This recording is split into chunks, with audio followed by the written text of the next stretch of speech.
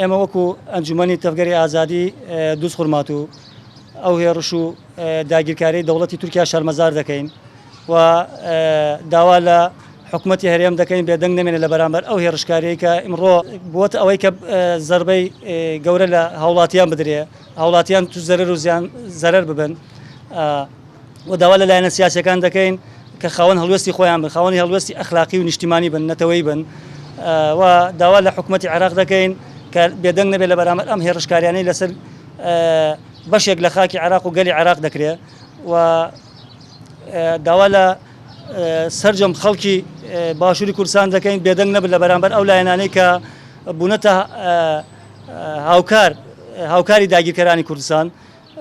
شەرمەزاری بکەن، ڕسوای بکەن. پێویستە خەڵکی ئێمە لە بەرامبەر ئەم هاوکاریەی چەند لایەنێکی کوردی بێدەنگ نەمێنن، هەڵوێست نیشان بدەن. خورماتوو ئەو ئێش و ئازارەی بینیوە کە لە 16 ئۆکتۆبەرە چی بەسەر هات، چی خەڵک ماڵکاول کریا و خورماتوو شارێکی پێکەوە ژیانە بەڕاستی خەڵکانی زۆر ئەم داگیرکاریان پێ قوبوڵ نییە و لە ناو خەڵکە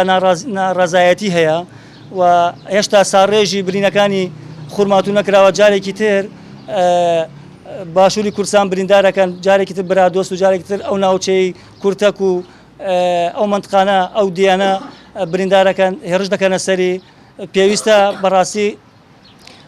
ئەمانە قوبوڵ نەکرێت، جێگای قوبوڵیش نییە.